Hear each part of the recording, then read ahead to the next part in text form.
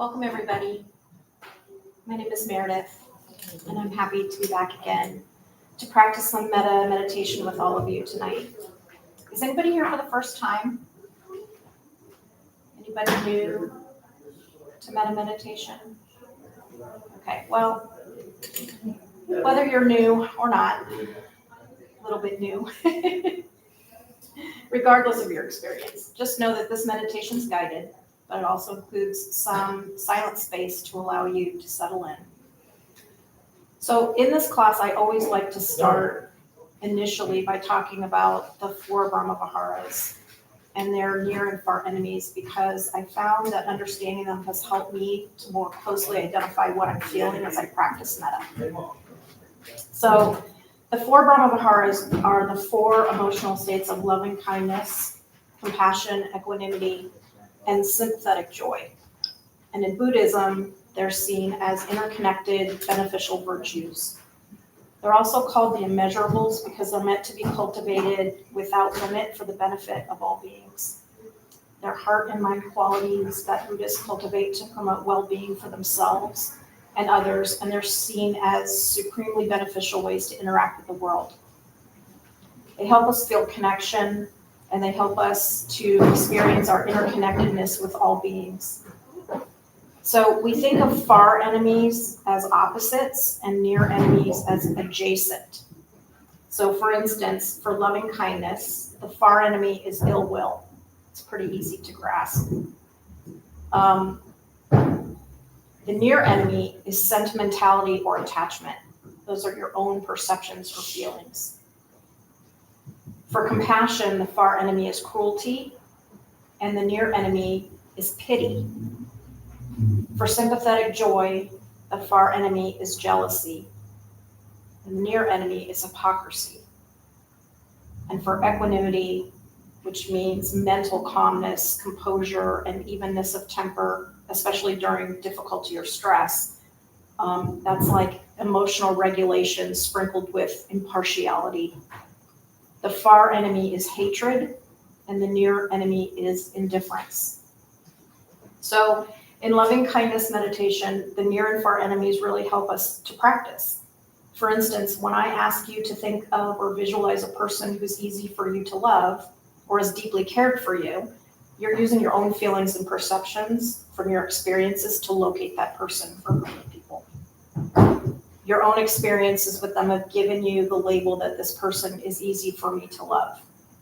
But once you've used your feelings to locate them, while you're sending out the wishes of goodwill, you need to transcend your own feelings and perceptions about them, because your sentimentality or your attachment to them, that's not what we're looking for.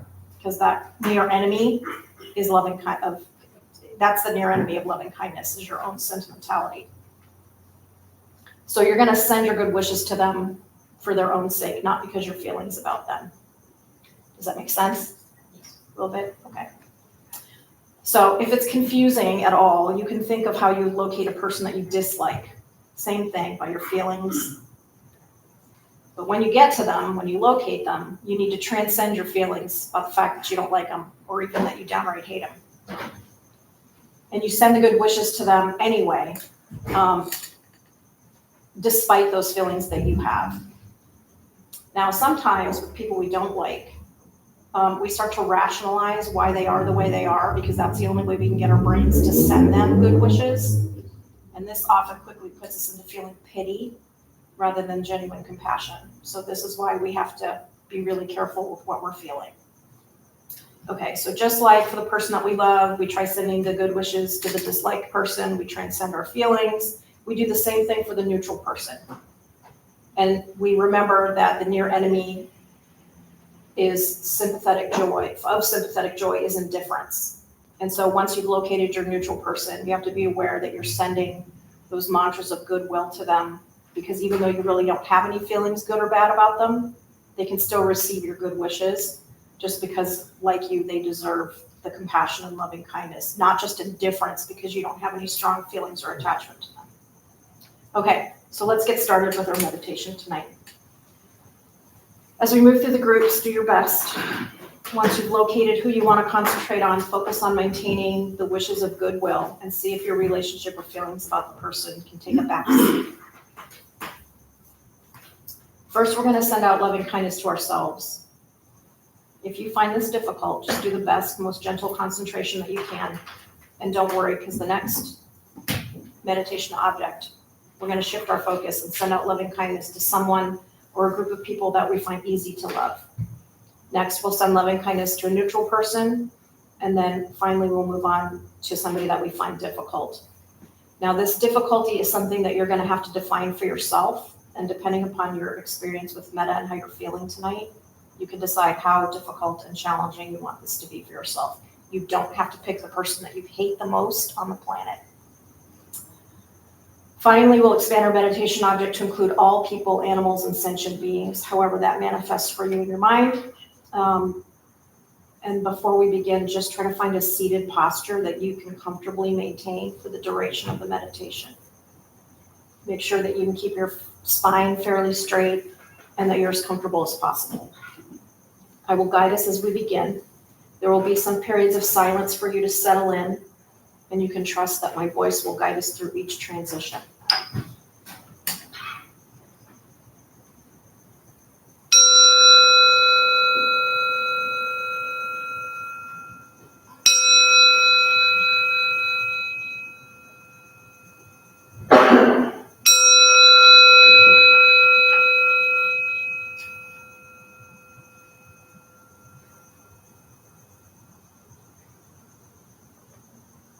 As we begin, if you'd like, you can gently close your eyes. If closing the eyes doesn't work for you for any reason, you're welcome to just direct your gaze downward. Now, whether your eyes are open or closed, begin to notice any areas of your body that are holding tension. Try to soften and release any tension that you're holding on to. Come into your body and allow yourself to settle into this space. Let's start by taking 3 slow, deep breaths together.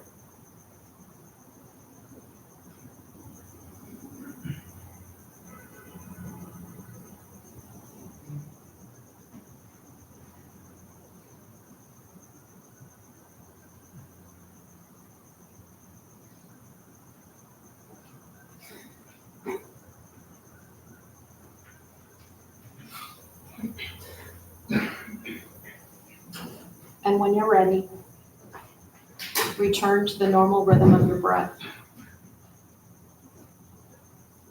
Begin to gently notice the flow of your natural breath going in and out through the nostrils or in and out through the mouth. There's no need to modify your breath. Just stay with your natural breath. Notice your posture. While remaining comfortable, try keeping the crown of your head reaching up toward the sky, your back straight, and your shoulders relaxed. Once you're ready, begin to think of and visualize yourself. Imagine or picture yourself in your mind in any way that feels good for you. It doesn't matter how you picture yourself. You could visualize yourself as a child or as you are today. There's no right or wrong way. Just do whatever comes to you. And if you're having any difficulty visualizing an image, try instead to conjure a feeling or a sense of yourself.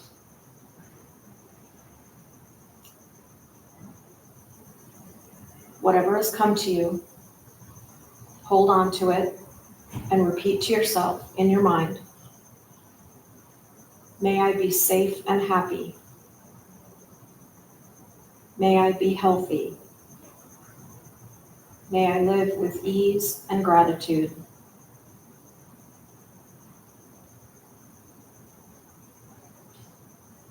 May I be safe and happy. May I be healthy. May I live with ease and gratitude.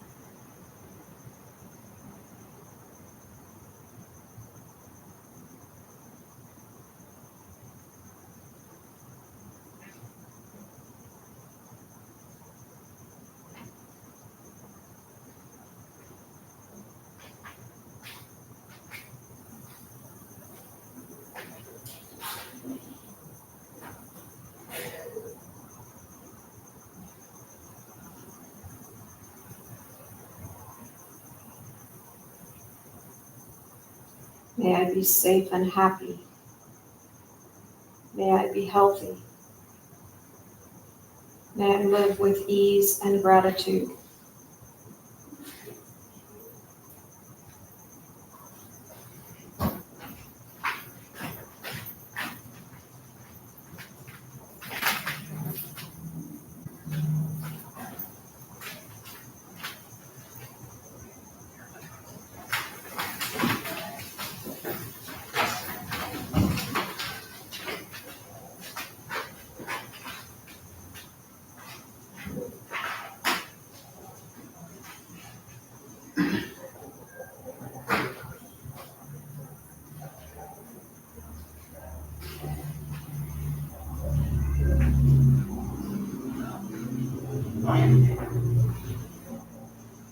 Goodwill.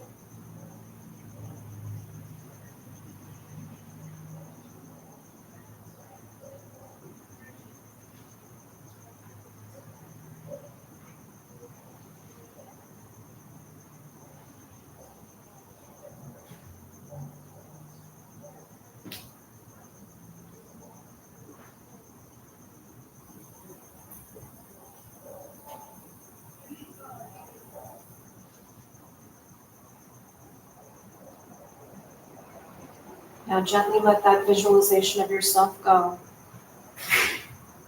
and bring to mind a person or a group of people that you care for deeply or that you find easy to love.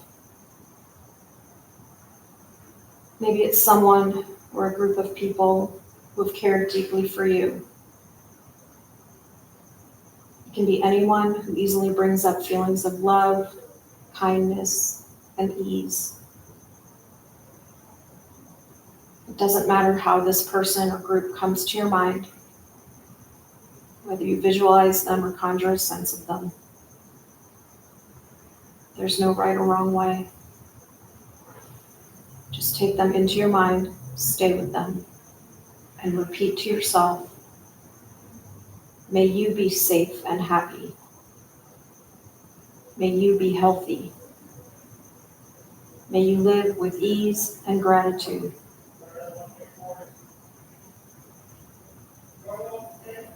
May you be safe and happy. May you be healthy. May you live with ease and gratitude.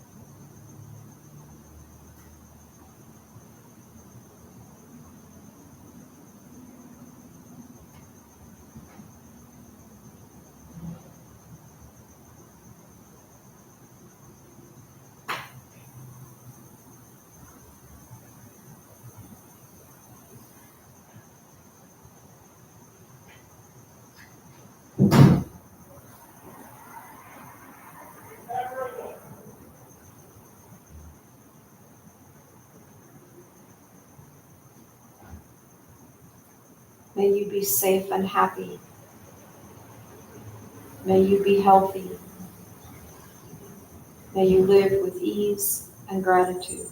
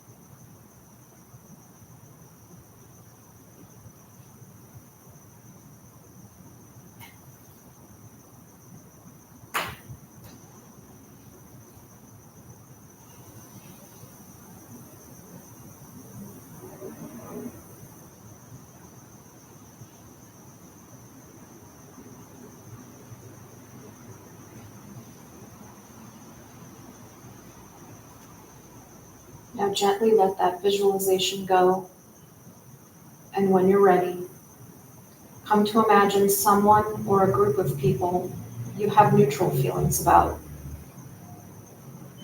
Maybe you don't know them well. Maybe you don't really know them at all. Maybe you see them around sometimes at a store, a restaurant, at the gas station. Maybe they're completely unknown to you somewhere in the world. A person you saw once while traveling, or a person you make up who likely exists somewhere on the planet. It can be anyone who doesn't bring up strong positive or negative emotions for you. Visualize them or conjure a sense of them. Hold that vision of them in your mind and extend to them the same exact wishes of loving kindness. May you be safe and happy. May you be healthy. May you live with ease and gratitude. May you be safe and happy. May you be healthy. May you live with ease and gratitude.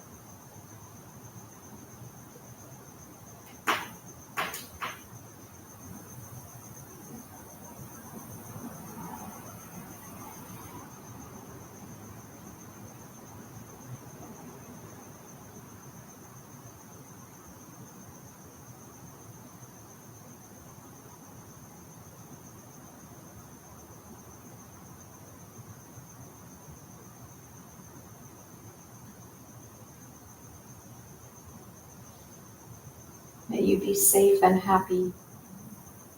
May you be healthy. May you live with ease and gratitude.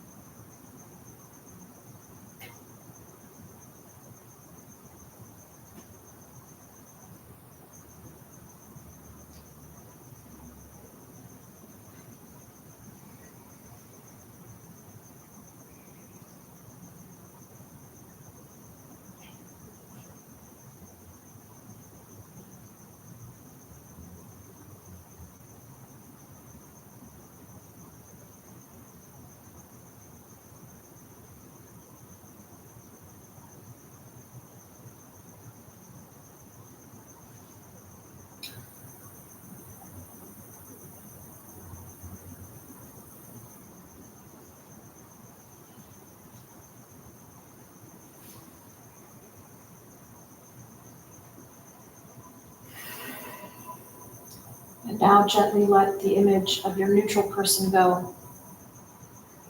And begin to visualize or conjure a sense of a person or a group of people that you find difficult to love, or who bring up difficult, conflicting, or negative feelings for you. It can be anyone, and you can decide how much of a challenge you want to make this for yourself tonight. Whoever they are, visualize them, conjure a sense of them. Hold on to what's coming to you and extend to them the same exact wishes of loving kindness. May you be safe and happy. May you be healthy. May you live with ease and gratitude.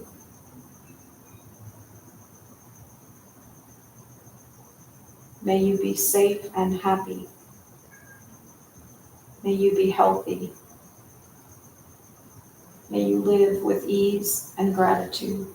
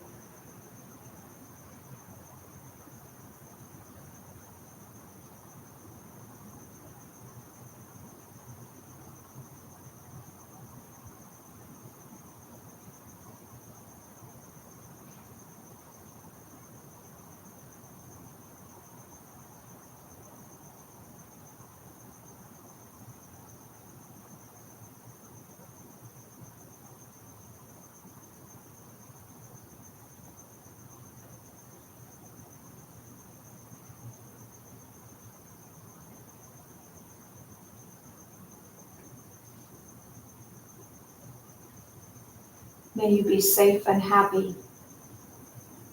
May you be healthy. May you live with ease and gratitude.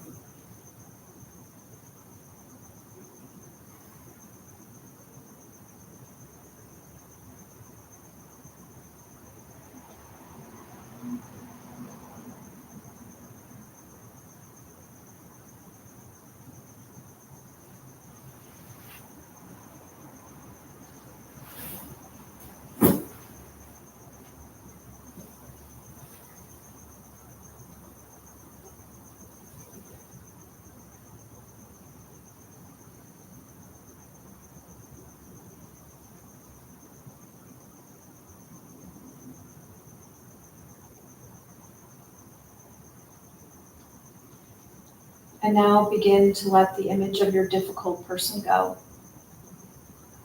And when you're ready, gently come to imagine all people, animals, and sentient beings, however that manifests for you in your mind, in any way you can picture it. This can be challenging, but give yourself a minute to try.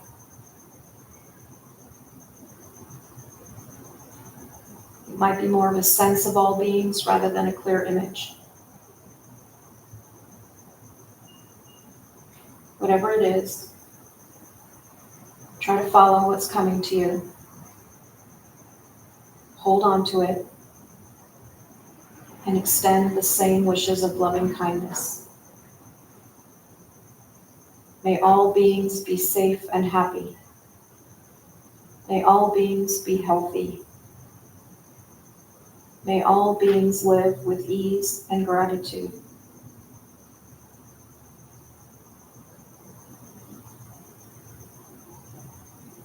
May all beings be safe and happy. May all beings be healthy. May all beings live with ease and gratitude.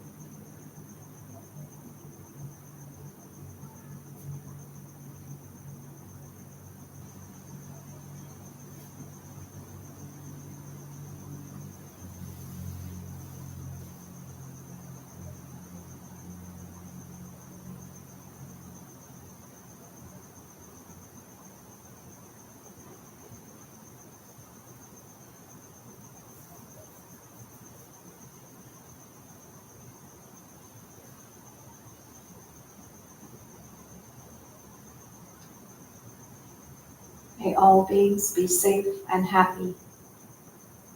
May all beings be healthy.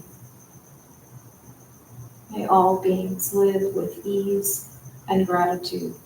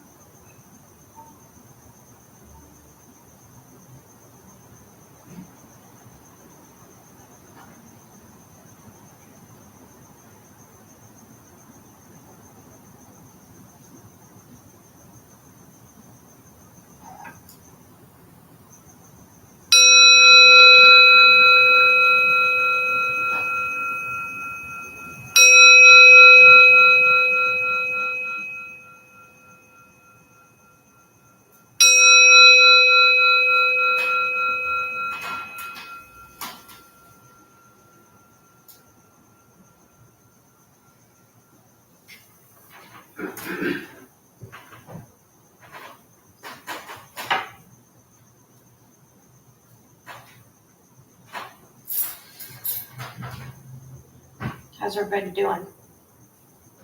That was a 20-minute, that was one fell swoop, 20-minute one.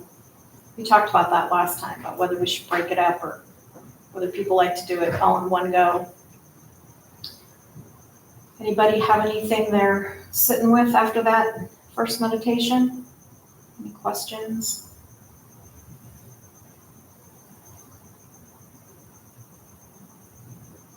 What did you say about the, pity thing? How did you said Yeah, sometimes when we try to send loving kindness to people that we don't like, the only way that we can get past the fact that we don't like them and that we really don't want to send them loving kindness is to start feeling sorry for them, which is pity. And we do it because our brains start to rationalize why they behave the way that they do so that we can feel some level of compassion. But what we're getting close to is pity, not actual compassion. And that's why I feel like those near and far enemies of the four Brahma-viharas are good to understand, because we often think that what we're feeling is compassion, but sometimes it's just indifference. Sometimes we think we can send out well wishes to groups of people we have no connection with, but the truth is we just don't have any connection to them at all. And so we're kind of indifferent to them. Does that make sense? Yeah. A little bit more? Yeah.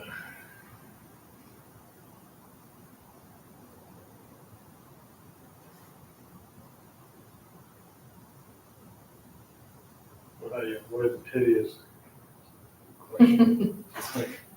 That's a good question. You just have to keep trying. Right.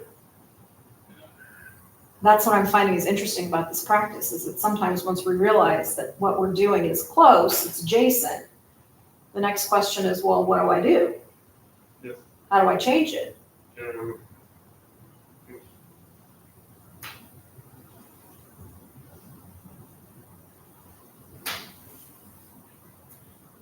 That's why we just keep practicing. So if you guys have sat with me before, you know that sometimes if you don't have a lot of questions, I will ramble at you until something you have. Oh, thank God. I have a question then. Okay. Is it true that metta meditation can increase capacity for compassion? Yeah, that's what we're doing. Yeah. We're growing it. And because you know I'm going to start rambling at you anyway, because I sat all afternoon thinking about this. Because that's exactly what I was thinking. But guess where it starts? With ourselves. Right. And the meditation itself starts with sending love and compassion to yourself. And so I wrote some notes because I'm the kind of person who, I have a lot of thoughts and then I'm desperately afraid I'm going to forget something and then it's not going to make sense and I'm just going to sound like I'm rambling. So this is what I wrote down, and it's along that line. Thank you. So in loving kindness meditation, the near and far enemies help us to practice, for instance, oops, that's the wrong place. Sorry. Me and all my notes. Okay. So I have spent some time over the past few months thinking about how metta practice helps us get in touch with what we're feeling. And when we're prompted to send loving kindness to the different groups as we work our way through the meditation, and as I mentioned earlier, looking at the near and far enemies of the four Brahma-vihara definitely helped. Because most of us run around in our lives just reacting to whatever happens. And oftentimes we label our feelings inaccurately to the point that eventually sometimes we're not even sure what we're feeling exactly. So this practice started out for me as a way to get in touch with what I was feeling a little bit more in the meditation. But in addition to that, I've begun to see how loving kindness practice really does help us to open up our heart in a way that helps us to understand and connect to non-attachment or unconditional love. This practice does help us see the impermanence of all things and also the fundamental interconnectedness of life. And while this in theory is supposed to help us reduce our desire to cling to pleasant experiences and escape unpleasant ones, I've noticed it actually brought up, for me at least, the awareness that that's exactly what many of us continue to do, because we're still trying to fill a bottomless pit. We live our lives from a very young age carrying out this search for comfort and love, and we look for it externally. As children, we search for comfort and love in our caregivers, in a favorite blanket or a toy. And as we grow up, we search out friends who generate these feelings, and then romantic partners. We look for work that provides us with this sense of purpose or good feeling. And what most of us discover over time is that all people and things external to ourselves, like things we shop for, jobs, food, or other substances, can never really fill the hole in us that's searching for safety and love. That hole is bottomless when you try to fill it externally. So what's become more clear to me is that the only way that we can fill that hole for ourselves. And metta meditation is a practice that can help us open ourselves up to be able to give ourselves what we need. It's meditation that awakens our bodhicitta, our Buddha nature, or our Buddha mind. And it allows us to be able to give loving kindness to others, but perhaps more importantly to ourselves. Our bodhicitta is the aspiration for all beings to be free from suffering and to experience happiness. And that must include ourselves, otherwise it's not for the benefit of all beings. Metta meditation gives us the time and the space to see that we can be there for ourselves as well as for others through our presence, which is part of non-attachment. It's the understanding that I'm not here to be with you to fix or change all that's wrong. I'm just here to be with you through whatever arises. And when we send our wishes of loving kindness, we aren't fixing anything for anyone, including ourselves. But we are, in that moment of meditation, being present with them and with ourselves. Our attention and our focus are on whoever we're sending loving and kind wishes to. Unconditional love, that love and kindness we send out during meditation, doesn't know what's going to happen in the future, or necessarily know what to tell you to do when faced with hardship or aversion or discomfort. But it's going to be with you through whatever arises. When we face suffering and ask questions like, what's going to happen? Or what do I need to do? Unconditional love might answer, I don't know, but I'll be here with you through it. And sometimes that's what we need, even when we think we want a clear answer to the questions that provoke fear or uncertainty within us. We want to look for answers from outside ourselves to alleviate the fear and anxiety we feel inside.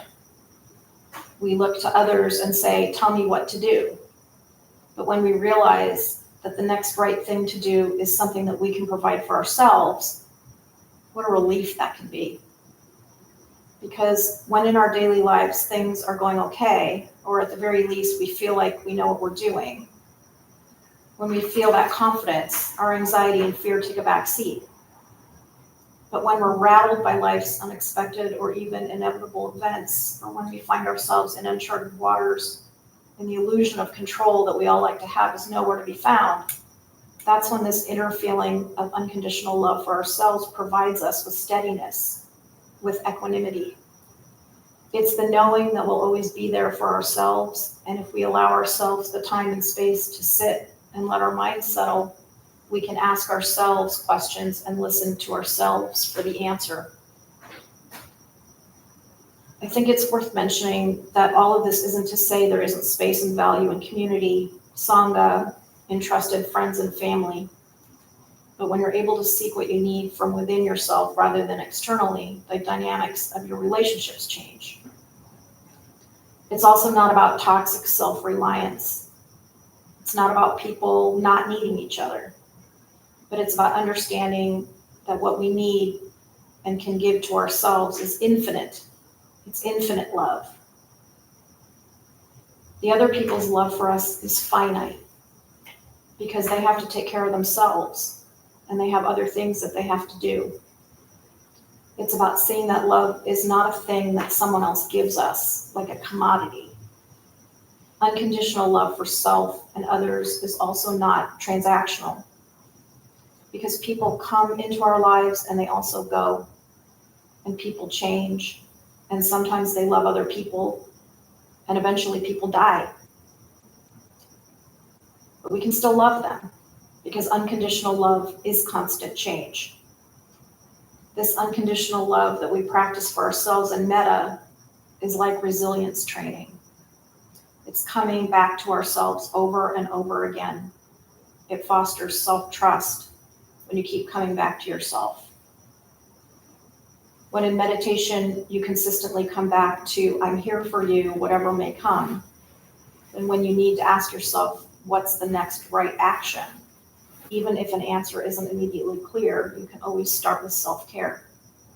Get a drink of water, eat something, take a shower, go outside and breathe fresh air, sit in the sunlight.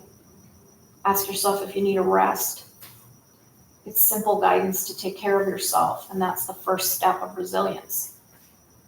So this sitting and deep listening to ourselves seems to be the most foundational, unconditional love we can practice. And I suppose that is why in Metta meditation we start with ourselves. So ultimately, to answer your question, compassion and unconditional love do grow and change with our practice, even if you start with very little to nothing. Anybody have anything they want to share, any thoughts?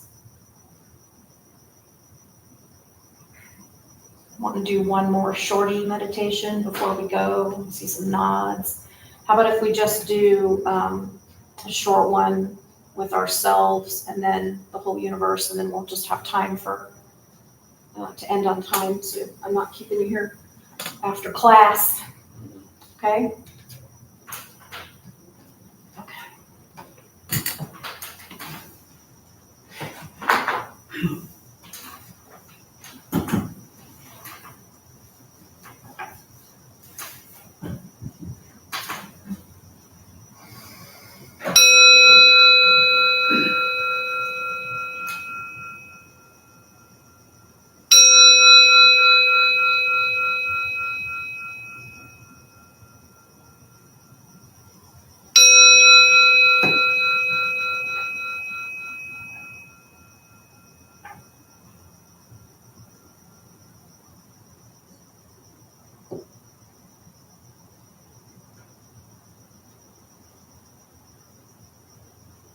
Come back into your practice.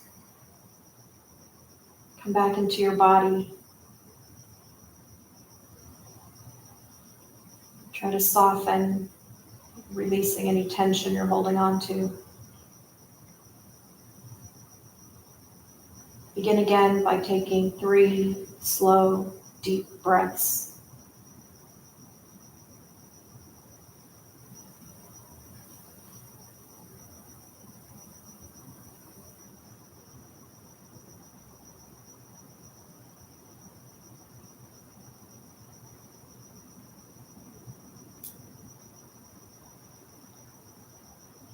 And when you're ready, return to the normal rhythm of your breath.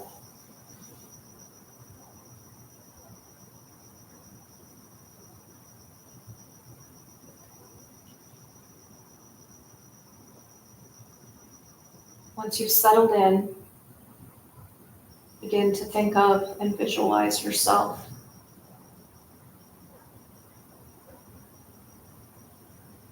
Imagine or picture yourself in your mind in any way that feels good for you.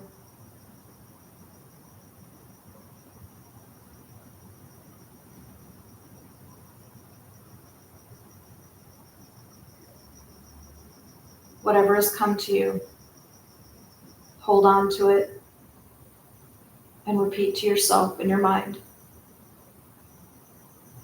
May I be safe and happy. May I be healthy. May I live with ease and gratitude.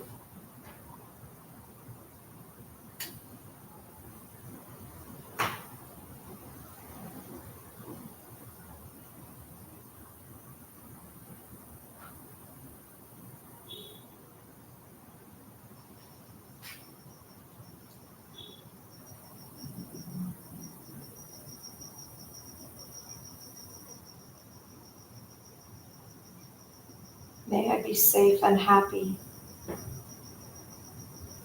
May I be healthy. May I live with ease and gratitude.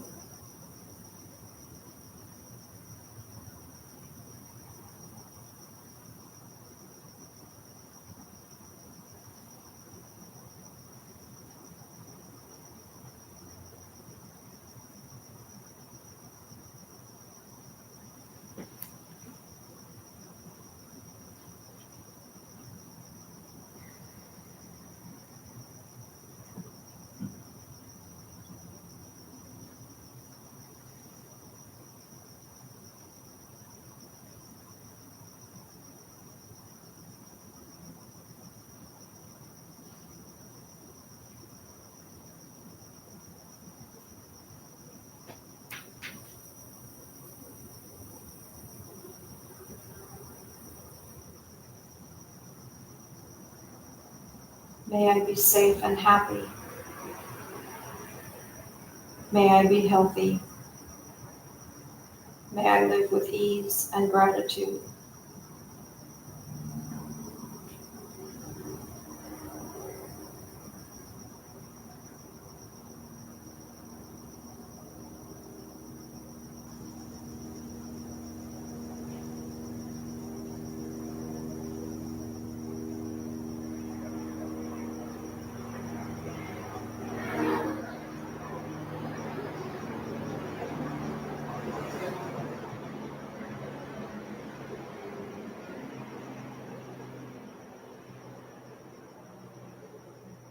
Gently let the image of yourself go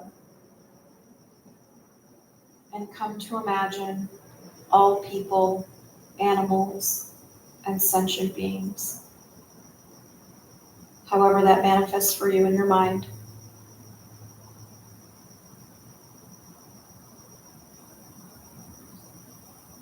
Whatever is coming to you, hold on to it and extend the same exact wishes of loving kindness. May all sentient beings be safe and happy. May all sentient beings be healthy. May all sentient beings live with ease and gratitude.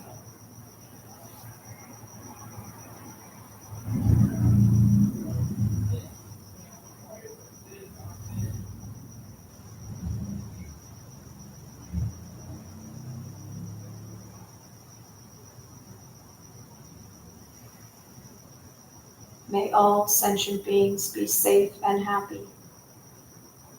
May all sentient beings be healthy.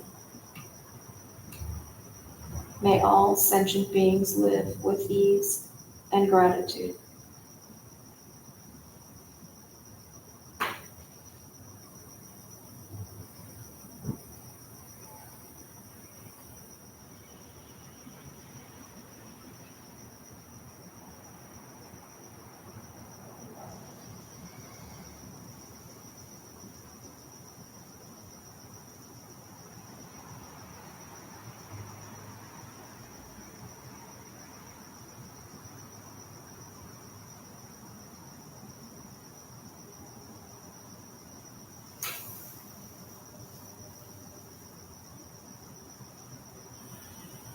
May all sentient beings be safe and happy.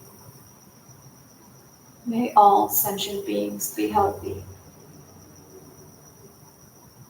May all sentient beings live with ease and gratitude.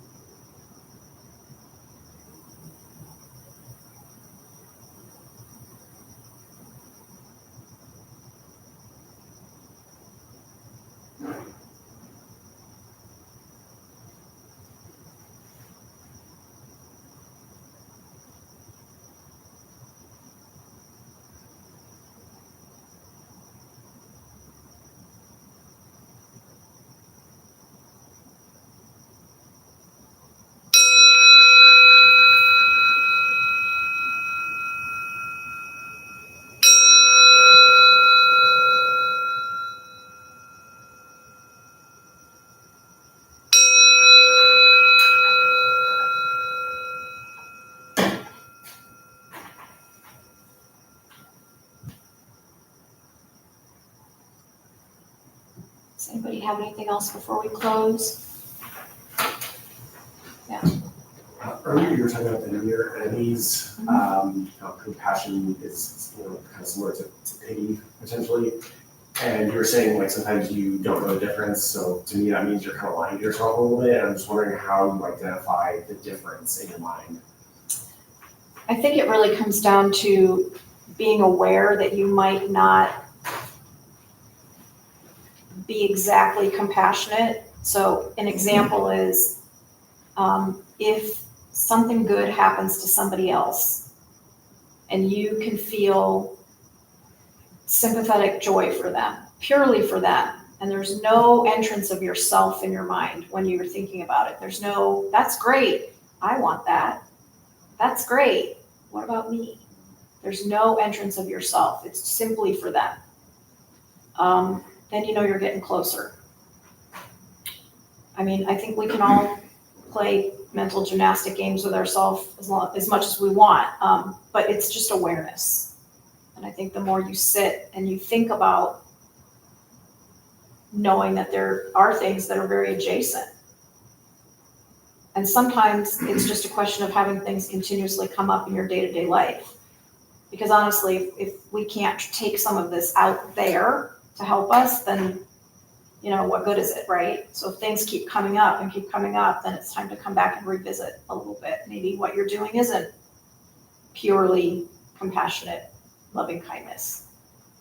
Maybe there is still some selfishness in there. You know, maybe when you think about the people that you love and you send them well wishes, it's because you already have those feelings for them.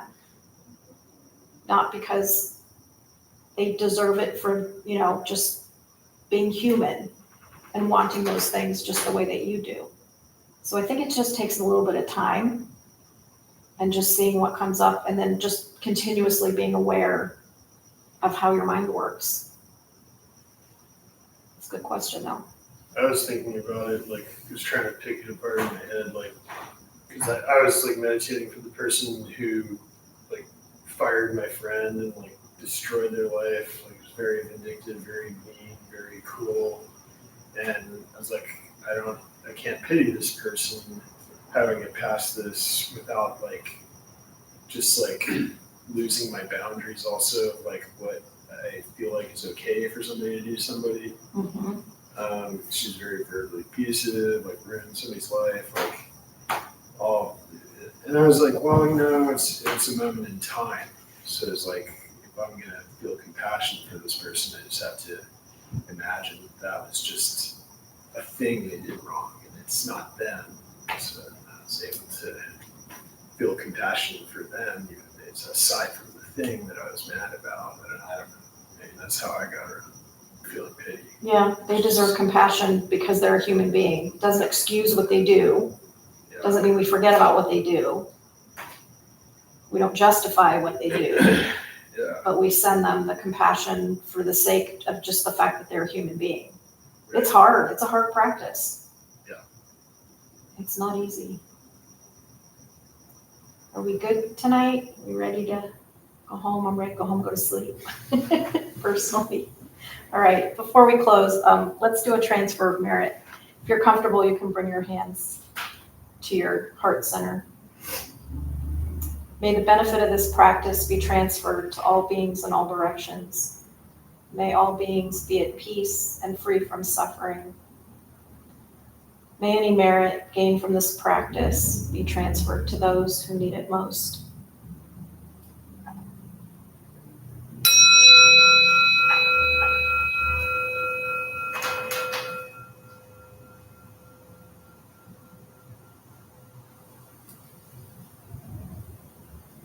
Thanks, everybody. Before you run out, our lovely host, Anna, has some announcements.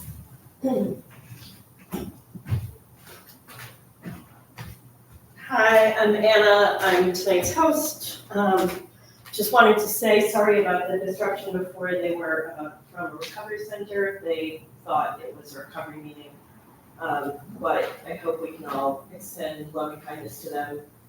Maybe it's people we found difficult tonight, and also as people who are suffering and struggling. So just wanted to say that, you know, I acknowledge that there was some confusion and some disruption. We opened the Dharma Bum Temple 18 years ago to introduce Buddhist practice to those who show up, those who lead are not nuns, monks, gurus, masters, or teachers, and are not looking for students. They are simply practitioners sharing their interpretation of the practice. Every night we have different classes led by different people from various Buddhist traditions. We have a recovery sangha that meets several times a week for anyone with addiction, and our food redistribution program is every Thursday at 4:30 p.m. We have classes and programs every day, and everything we offer here is always free. The full schedule is on our website and also posted in the entryway above the shoe rack. We have a lending library. If you see a book you like, feel free to borrow it, and then bring it back whenever you're done with it. Please straighten your seat or cushion before you head out. If a few people could stay to close and latch the windows, that would be helpful. Thank you for being here. We wish you well and hope to see you all again. Thanks, Anna.